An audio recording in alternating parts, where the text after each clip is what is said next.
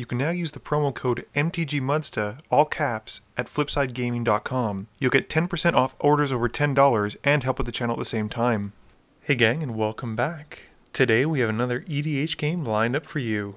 This week I'm playing my Jhoira of the Gitu deck, and I keep a hand with Reliquary Tower, Memory Lapse, Myriad Landscape, Counterspell, Island, Mountain, and Misdirection. Sean is playing his Inalla deck and keeps a hand with Dimir Signet, Polluted Delta, Apprentice Necromancer, Silumgar Sorcerer, Island, Snapcaster Mage, and Swamp. Bree is playing her Lyzolda the Bloodwitch deck and keeps a hand with Westvale Abbey, Blood Crypt, Dust Bowl, Genesis Chamber, Damnation, Parting Thoughts, and Darksteel Plate. And lastly, Harry is playing his Mairsil the Pretender deck and keeps a hand with Command Tower, Polluted Delta, Intuition, Island, Tree of Perdition, Steam Vents, and Cathartic Reunion. Sean wins the die roll and starts us off. Sean plays a Polluted Delta, cracking it to find his Steam Vents and pass his turn. Harry plays a Steam Vents tapped and passes to me. I play Myriad Landscape, which comes into play tapped, and I pass. Bree has her Blood Crypt come into play tapped and passes to Sean. Sean plays a Swamp and casts Dimir Signet. Harry plays Command Tower, then discards an Island and Tree of Perdition as part of the casting cost for Cathartic Reunion. He then draws 3 cards. I play an Island and cast Thought Vessel before passing. Bree plays Westvale Abbey and casts Genesis Chamber. Sean plays another Swamp and casts Apprentice Necromancer, making a copy with Inalla and getting a mirror token from the Genesis Chamber. Moving to combat, he hits Harry for 1 with the hasty copy. Harry plays a Sunken Hollow tapped for his land and passes turn. I play a Mountain and cast Worn Power Stone before passing. Bree plays Dust Bowl and casts Tuk Tuk the Explorer and also gains a mirror token. Moving to combat, she swings Tuk Tuk into Harry for 1. Sean plays a Mountain for his turn and moves to combat, swinging the mirror at me and the original Necromancer at Harry. With nothing else, Sean passes turn. Harry responds to Sean's end of turn by casting Entomb to find Aetherling and putting it into his graveyard. Harry plays an Island and casts Mairsil the Pretender. Sean responds by casting Silumgar Sorcerer and making a copy. Sean then uses the original's exploit, sacrificing the copy to counter Harry's commander. For my turn, I play another Island and cast Rhystic Study. Who knows how many triggers I'll miss this game. Bree plays a Mountain and casts Lyzolda the Bloodwitch, paying the 1 to deny me a draw. She gets another mirror token, and moving to combat, swings the token and Tuk Tuk at Harry. Sean plays an Island for turn and moves to combat. He swings the 2 tokens and Silumgar Sorcerer at me for 4, and the Apprentice Necromancer at Harry for 1. With nothing else, he passes to Harry. Harry plays a Swamp for his turn and casts Fate Stitcher, gaining a mirror token and paying 1 to deny me drawing a card. At the end of Harry's turn, I crack the Myriad Landscape to find 2 basic islands and put them onto the field. For my turn, I play a Mountain and pass. Bree plays a Swamp and attacks me with Tuk Tuk for 1 damage before passing to Sean. Responding to the end of turn, Sean basic land cycles Ash Barrens to find a Mountain and put it into his hand. Sean plays a Mountain and casts Soul Ring, and he also pays 1 to deny drawing me a card. Isn't it really nice when all of your friends band together to deny you even missing the triggers by not letting you have them? Moving to combat, the Sorcerer hits me for 2 in the air, and Sean passes to Harry. Harry plays a Polluted Delta for his turn, sacrificing it to find a Smoldering Marsh. With nothing else, Harry passes turn. For my turn, I miss my land drop, but I do cast Sky Diamond and pass. Bree also misses her land drop, but casts Mere Turbine before moving to combat. She swings Lyzolda at me for 3 commander damage before passing turn. Sean casts Hazoret's Monument during his first main phase and doesn't pay the extra 1, letting me finally draw a card. Sean passes to Harry, who responds at the end of turn by casting Intuition. I move to counter it with a counterspell, but Harry responds with a Swan Song. I then hardcast Misdirection, changing the target of Swan Song to Misdirection, causing the counter to fizzle. Harry plays Temple of Deceit in his first main phase, scrying and leaving the card on top. He then casts Mairsil the Pretender, and Harry can't pay the extra 1, so I get to draw a card, but the bigger issue is that no one can respond to the Mairsil. With his commander triggering on entering the battlefield, Harry exiles the Aetherling and gets to make a mirror token. For my turn, I play Sulphur Falls for my land drop before casting Soul Ring. I now have enough mana to hardcast Ulamog the Ceaseless Hunger, which I do. I target the Mirror Turbine and Mairsil with Ulamog's cast trigger. Harry responds by using Fate Stitcher to untap Command Tower, and then activates Aetherling's ability to exile itself on Mairsil. This means that I only get to exile the Mirror Turbine, and Ulamog enters the battlefield giving me a mirror token. At the end of turn, Mairsil returns and exiles the Tree of Perdition from Harry's graveyard. Bree casts Darksteel Ingot, which I failed to draw off of, and deals with Mairsil at least for a little while, with Parting Thoughts. Sean casts Seagate Oracle, paying the 1 extra for Inalla and for Rhystic Study. He gets 2 triggers from the Oracle, which he resolves, getting another mirror token. With nothing else, Sean passes and exiles the copied Oracle. Harry plays Fetid Pool for his land for turn, and slams down a Mirror Phantasm, which he doesn't pay 1 for. I draw, and with nothing else, Harry passes. Bree responds by casting Snuff Out for free, taking 4 damage and killing Harry's Fate Stitcher. For my turn, I move straight to combat, barely finished withdrawing for my turn. I declare that I'll be swinging Ulamog at Harry, and Ulamog's trigger goes on the stack. Harry responds by activating the Mirror Phantasm, shuffling the ghost into his library and revealing until he finds it again. Harry is doing this in hopes to save some of his critical creatures and artifacts from being exiled, but his plan goes quickly awry as he goes much too deep into his library. With only 15 cards left in his library after the Mirror Phantasm finally hits the field, Ulamog devours the rest of Harry's library. Harry gets another mirror token from the Mirror Mad entering the battlefield, and chumps the Eldrazi with it, which is kinda silly if you think about it. Moving to my second main phase, I cast Herald of Kozilek and pass my turn. For her turn, Bree sacrifices Lyzolda to deal 2 damage to me and draw a card.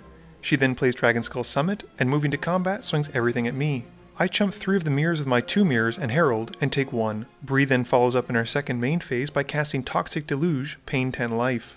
I respond by trying to memory lapse it to the top of her library, but Sean reverberates my memory lapse to counter it. They both have paid extra 1s for their spells, so I can't even get to draw a card as my board gets wiped. With Tuk Tuk dying, Bree gets a 5/5 legendary golem called Tuk Tuk the Returned. Sean's turn is quite quick, and he plays a Reliquary Tower and passes. Harry unfortunately can't draw for his turn, and promptly loses the game. For my turn, I copy Sean, playing a Reliquary Tower and passing. Bree plays Sulphurous Springs and moves to combat, swinging Tuk Tuk the Returned at Sean for 5. Sean responds at the end of the attack step by flashing in Void Mage Husher, paying 1 extra to make a copy, which gets him a mirror from the Genesis Chamber, and Sean blocks with the token of the Husher. Sean plays a Volcanic Island for turn and casts his General. He gets in their mirror token and returns the Husher to his hand. Moving to combat, Sean swings the only token he can at me and deals 1 damage. For my turn, I play Tarnished Citadel, and tapping a bunch of lands and counting up my card types in my graveyard, I cast Emrakul the Promised End. I decide to take Bree's next turn, and she responds by using the Westvale Abbey to lose 1 life and make a white-black cleric token. I start Bree's turn and cast Torment of Hailfire, where X is 0, and take 1 from tapping the Sulphurous Springs. I then use Dust Bowl, sacrificing the Westvale Abbey to destroy Sean's Reliquary Tower, but Sean has a response. He flashes in Void Mage Husher, paying the 1 to deny me the draw, and counters the Dust Bowl's ability. With nothing else, I tap out and pass to Bree's extra turn. Bree plays a Mountain and moves to combat, swinging the Tuk Tuk Golem and the Cleric at Sean. Sean chumps the 5/5 with a mirror, and the mirror with Inalla. In Bree's second main phase, she tries to cast Damnation, but my memory lapses other ideas. Sean plays a Mountain and casts Arcanomancer, paying 1 to the Rhystic Study to return Reverberate and making an extra copy for 1. He returns the Void Mage to his hand, albeit a little later, and Sean swings the copy into Bree for 1. During my first main phase, I cast Preordain, putting 1 on the bottom and drawing the card on top. I then hardcast Spawnsire of Ulamog, because who even suspends anymore, and get another mirror. Moving to combat, I swing Emrakul at Sean for 13, and I pass my turn. Bree recasts Lyzolda and gets a token. She then moves to combat, swinging the Tuk Tuk at Sean, who once again chumps it with a token. After combat, Bree passes turn. Sean plays Badlands for his land for turn, and passes. I play Steam Vents, taking 2 to have it come into play untapped, and move to combat. I swing Emrakul at Sean and Spawnsire at Bree. Bree sacrifices the Genesis Chamber for the Annihilator 1 trigger, and chumps the 1/1. Sean takes 13, and at the end of my turn, Bree sacrifices the white-black cleric token to Lyzolda to draw a card. Bree casts Darksteel Plate before moving to combat, swinging the Tuk Tuk token at Sean. Sean introduces the Tuk Tuk to another mirror token, and in her second main phase, Bree gears up her general with the plate before casting Damnation. I draw a card from Damnation, but sadly it isn't a counterspell and our boards get wiped. For Sean's turn, he casts Bontu's Monument and passes. I play Evolving Wilds for my turn, and crack it to find a mountain. I then make a risky move, casting Time Stretch, knowing fully well Sean will most likely reverberate it. What I didn't expect, however, was Sean to have Dual Caster Mage, which he's all too happy to cast and copy with Inalla. This means that Sean gets to take 6 extra turns before my 2 extra turns, and Bree has to wait another 8 turns before even getting to take her normal turn. Bree and I also lose 1 life, and Sean gains 1 life from the Bontu Monument. Sean starts his first extra turn, playing Caverns of Souls, naming Wizard. He then recasts Inalla, paying the extra 1, and Bree and I lose 1 thanks to the Monument. He swings Dual Caster Mage at me and moves to his second turn.